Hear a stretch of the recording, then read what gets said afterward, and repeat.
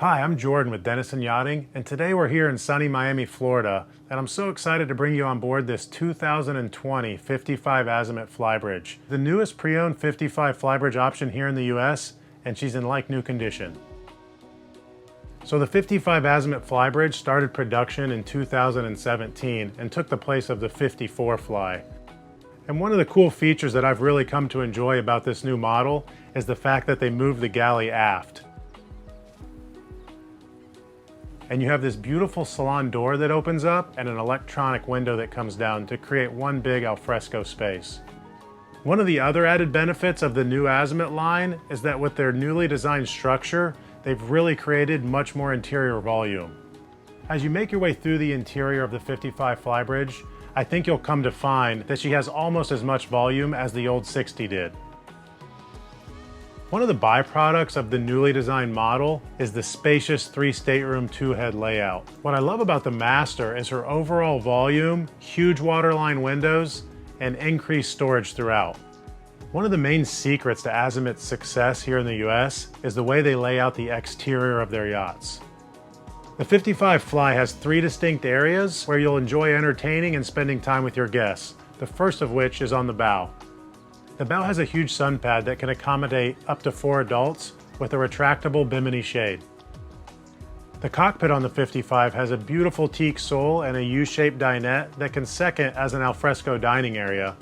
And as you make your way down the port side, you step onto a beautiful hydraulic swim platform that can also be used as tender storage. The third outdoor space that I think Azimut has completely knocked out of the park on the 55 is her Flybridge, and that's where we're going to start today's walkthrough. The Flybridge on the 55 is so spacious that it's easiest to break it down into 3 different sections, the first of which is on the aft end with these 2 sofas and a coffee table found centerline. Moving forward, underneath the hardtop is the first of 2 alfresco dining areas. On the starboard side of the Flybridge, you'll find a huge U-shaped seating area surrounding a beautiful teak table. As the seating moves forward, it turns into a sun pad right next to the upper helm station. Just aft of the upper helm is your outdoor galley area that features a Kenyan grill, sink, and isotherm pull-out fridge. On the port side of the Flybridge, you'll find the upper helm station that has many of the same electronics and features that you find at the main helm down below. I think you'll find that this will be the primary helm station on the yacht, and not just because of the view, but because it allows you to interact with all your guests while underway. Rounding out this area, I want to mention the retractable sunroof in the hardtop. Now follow me down the port side stairs to the swim platform. As I said earlier, what makes this place so usable is the fact that you can use the hydraulic platform as a swimming and diving area, or you can store your tender here. Just forward on the starboard side is a small transom door that leads to the captain's cabin. This is also where you'll find the SeaKeeper Gyrostabilizer.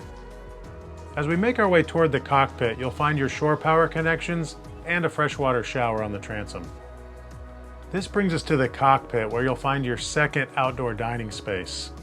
You'll notice back here in the cockpit there's no sink or refrigeration, but due to the fact that Azimut moved the galley, you have great access to all the galley's amenities. On either side of the cockpit, you'll find heavy stainless cleats as well as electric mooring winches.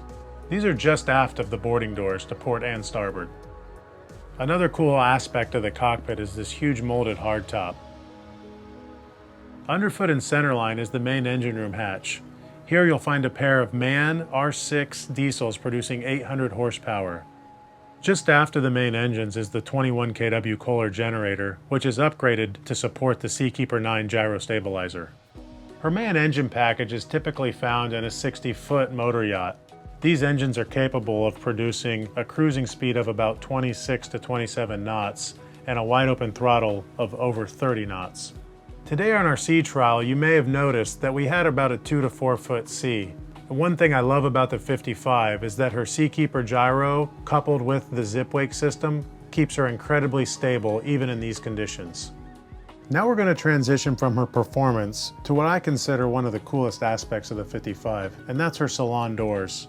A pair of bifold doors and an electric window can be moved out of the way completely to create one huge indoor-outdoor space. Passing over the threshold, we first come to the galley. The appliances in the galley consist of a Miele 4-burner cooktop just above a Miele convection oven. Just aft of this is a standalone Dometic fridge freezer. On the forward section of the galley, you'll find not only a sink, but also plenty of prep space when entertaining guests. Just across on the starboard side, you'll find the ship's main breaker panels with plenty of storage below. One cool thing about all the storage space is that if you want to add any additional appliances, this is a spot to do it.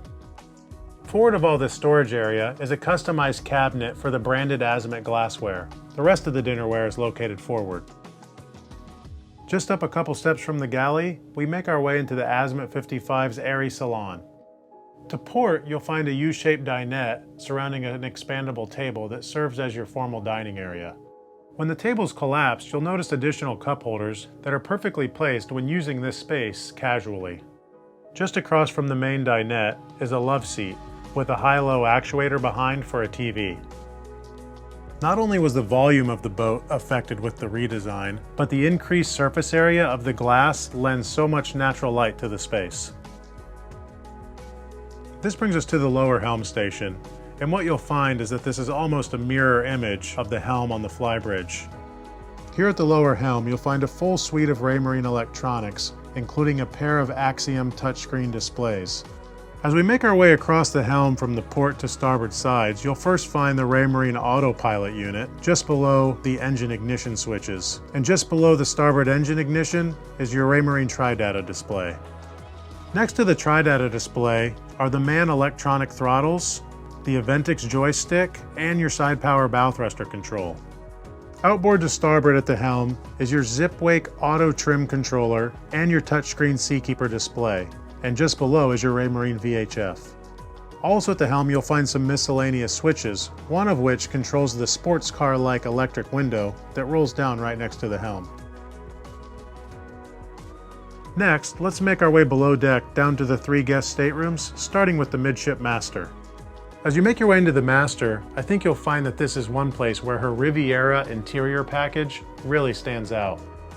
Starting on the starboard side, you'll notice a queen berth situated on an angle just below the waterline windows and opening porthole. Also notice that some of the outlets are updated with USB ports.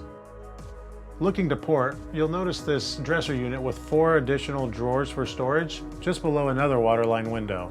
One of the main selling features of the master stateroom is the ample amount of storage space. You'll notice 2 large lockers on the aft bulkhead with a 3rd on the forward bulkhead.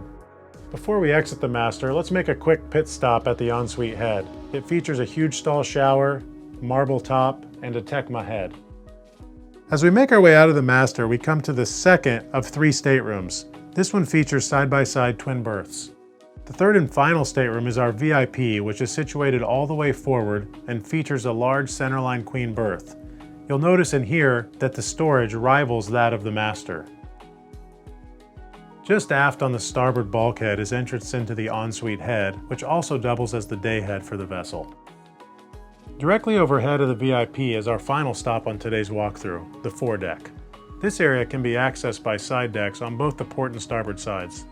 The main feature up here on the foredeck is this centerline sun pad that has adjustable backrests and a bimini sunshade if you want to escape the heat. Safety is always at the forefront of Azimut's mind when designing their yachts. One thing you'll notice up here is this tall bow rail integrated around the entire perimeter of the deck. All the way forward on this space is your anchor locker and foot pedal switches for your windlass.